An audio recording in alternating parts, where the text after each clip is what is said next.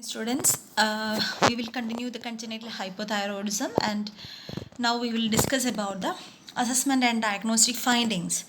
As we know, it is a newborn condition, and early replacement of the hormone is very important on the meeting the metabolic demands of the child. Otherwise, the child may go for complications. So the early diagnosis and treatment is very important, and when you are talking about congenital hypothyroidism, and it is very difficult to diagnose also.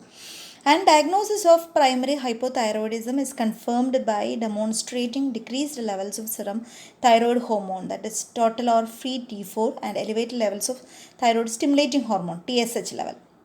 So this is the finding which we are expecting in the diagnosis of child with congenital hypothyroidism.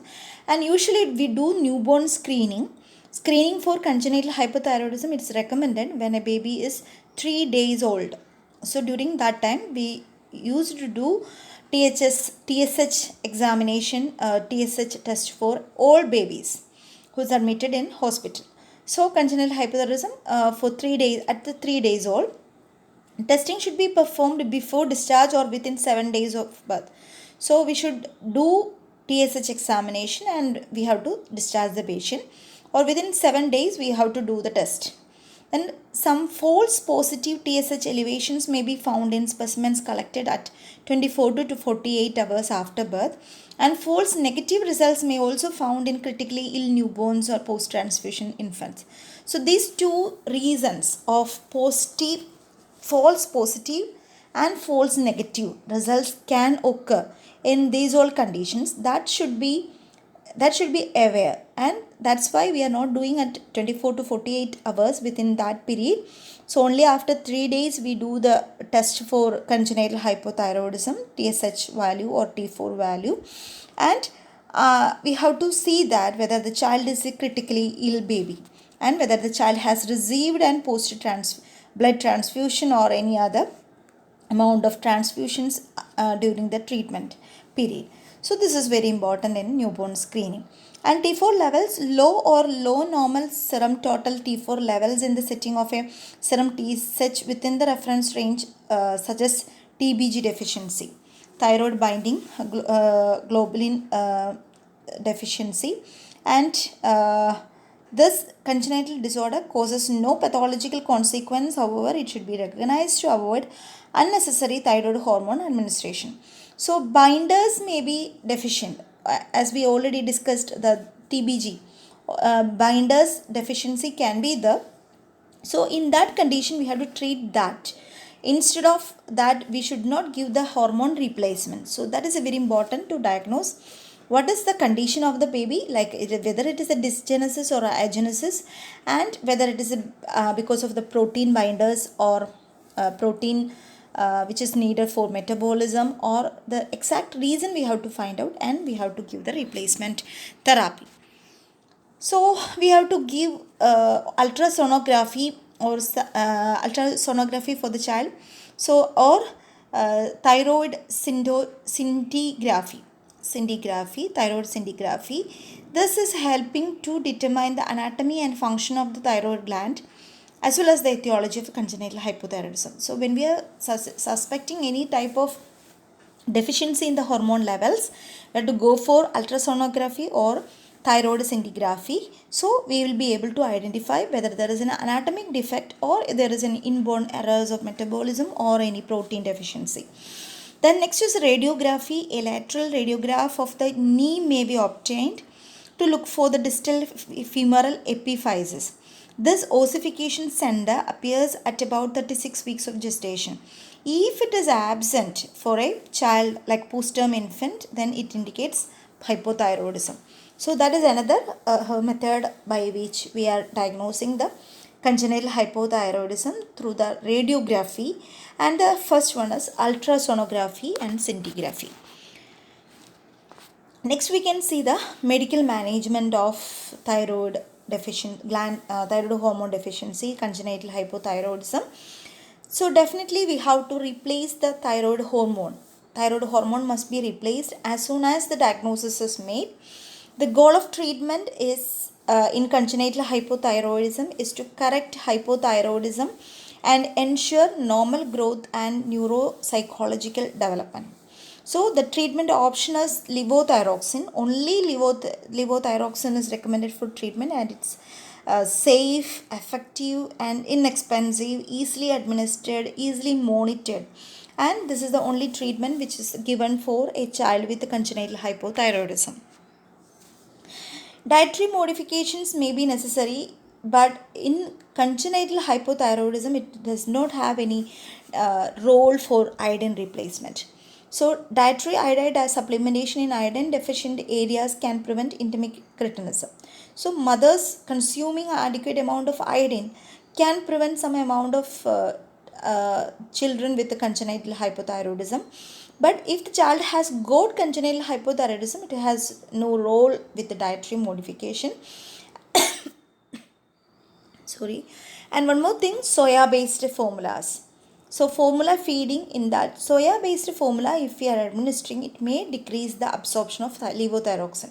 So we have to see the milk replacement, anything we are giving, and if it is containing soya based contents in the formula milk which we are giving to the newborn, it should not contain soya based soya, or that should be noted, and it will decrease the absorption of levothyroxine.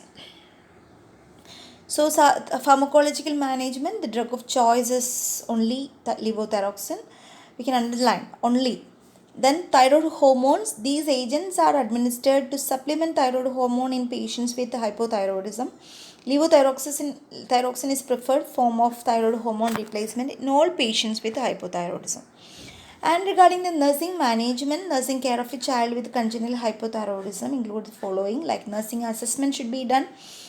Nursing assessment of a child with congenital hypothyroidism, it includes history. Family history should be carefully reviewed for information about similarly affected infants or family members with unexplained mental retardation, maternal history of thyroid disorder, and mode of treatment, whether before or during pregnancy, can occasionally provide the etiology of infant's problem. So we should have a detailed history regarding the maternal health condition, and also the familial pattern also we have to collect the detail.